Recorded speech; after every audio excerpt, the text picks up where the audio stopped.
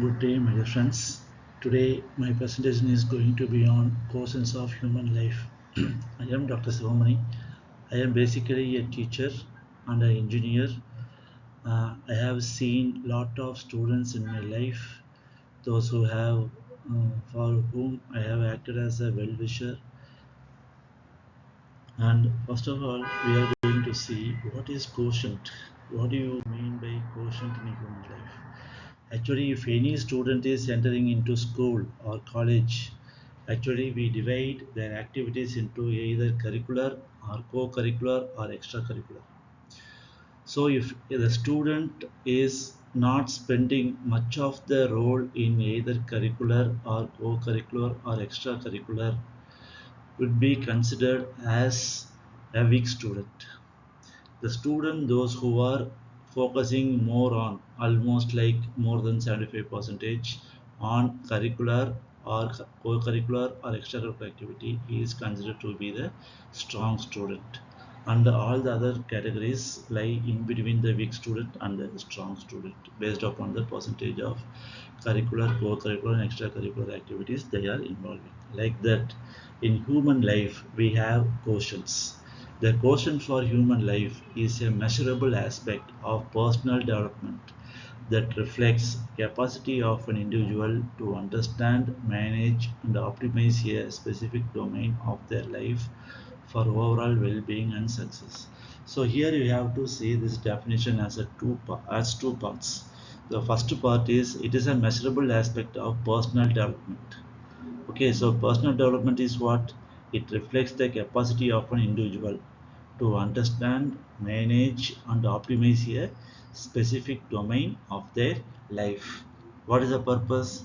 For overall well-being and success. Okay, for example, some of you may be good in sports, so they will focus on some aspect, some quotient, and some of them may be good in knowledge, so they have to focus on some type of quotient, and some of them may be interested in spiritual, so they have to focus on such quotient, and some of them may be interested in learning emotions or learning people, so they have to focus on some quotient. So like this we have certain quotients of life. So they are spiritual quotient, which is represented as SPQ, and second one is physical quotient, third one is intelligent quotient, fourth one is emotional quotient, and the fifth one is social quotient. So now we will see one by one what it is. Spiritual quotient refers to an ability of an individual to find meaning, purpose, and inner peace in life. So SPQ goes beyond religious belief. So normally what many people are thinking, the spiritual quotient is bound to the religion. So for example, the Muslims have to be spiritual only in Islamic culture, and the Christian and Hindus are like that. But it is not like that. Actually, the spiritual quotient is a form of general quotient that is beyond religious beliefs and connects with the values, ethics, and sense of interconnectedness of a human.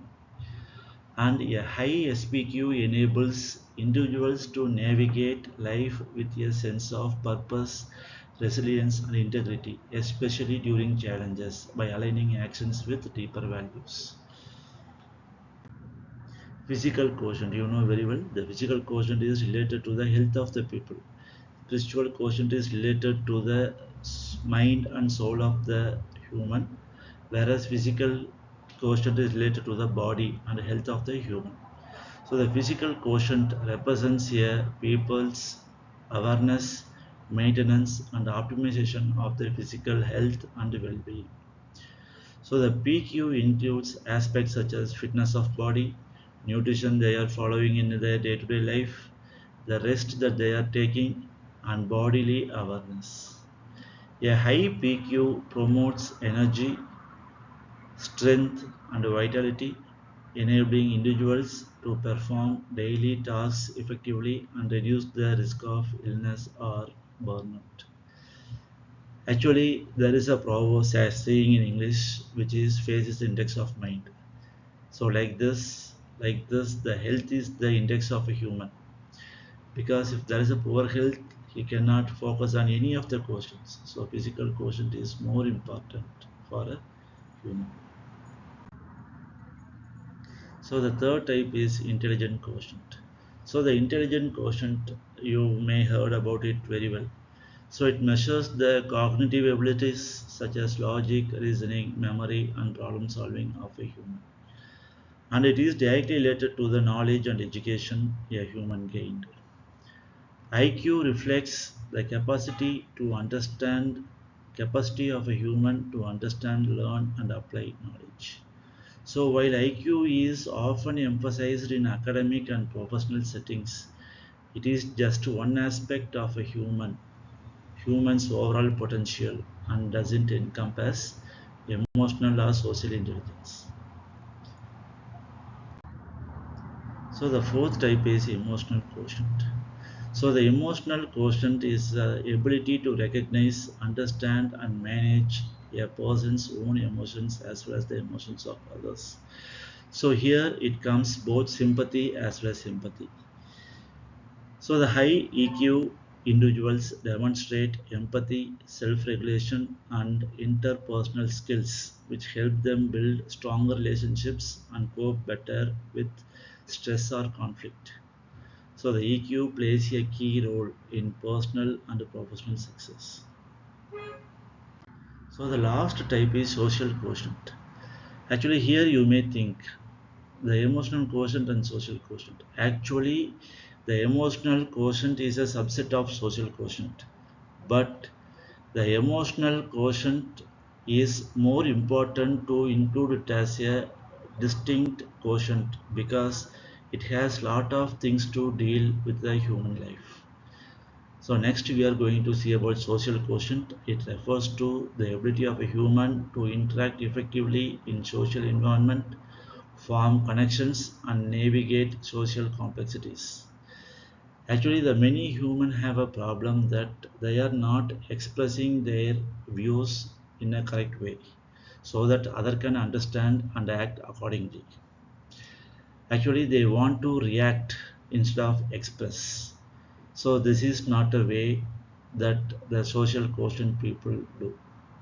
The SQ includes communication skills, adaptability, and the ability to collaborate. So people with high SQ are often good at teamwork, networking, and resolving conflicts in a constructive manner. Of course, among these five quotients, there are overlappings between one another.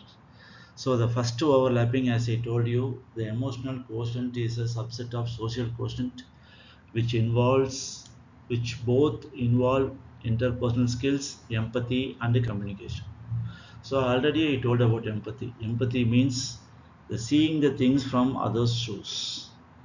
And the common thing between emotional quotient and spiritual quotient are self-awareness, emotional balance, and compassion. And the common thing about emotional quotient and physical quotient are physical emotional health connection. Actually, you have to connect body, mind, and soul. So in that case, there is a overlapping between emotional quotient and physical quotient. And the common things between intelligent quotient and emotional quotient are applying intelligence in emotional context. For example, someone is teasing you and you should not react. You have to use your emotion there and try to bring the situation under control. And the next overlapping is between intelligent quotient and social quotient. So here the intelligence is required when you are in a social meetings or public forum. So here the reasoning in social interactions. So next, the common thing between spiritual quotient and social quotient are ethical social behavior and compassion. When you are spiritual, then people expect you to be more ethical. And when it is between spiritual and social, they want you to be more ethical in society also. And the next one is the last overlapping is between spiritual quotient and physical quotient. which deals with the interaction between mind and body through practices like yoga, meditation, etc. So, do we have only these five questions? No. There are so many questions, so many other questions in for a human life, which is more specific. So, I can call this spiritual, physical, intelligent, and social as the general questions. And there are so many subsets and more specific questions like adversity, creativity, moral, cultural, financial, digital, learning, leadership, happiness, and love. So the adversity quotient deals with resilience, grit, and adaptability. Creativity quotient deals about innovation and critical thinking. Moral deals about ethics and integrity. Cultural deals about sensitivity and awareness of individual culture. Financial deals about financial discipline like literacy and planning. Digital literacy includes the skills and responsibility in this current digital age. So the learning quotient represents agility and adaptability of learning. And now the learning is everywhere. It need not to be only in a classroom, right? And leadership quotient, it deals about influence and responsibility of the team and the society. The happiness quotient related to joy and life satisfaction, and the love quotient is related to compassion and relationship. Actually, the happiness and love quotients are considered to be informal, whereas other quotients are considered to be formal. So, thank you for your patience listening. And if you like my video, please leave a comment. Thank you very much. See you again in the next video.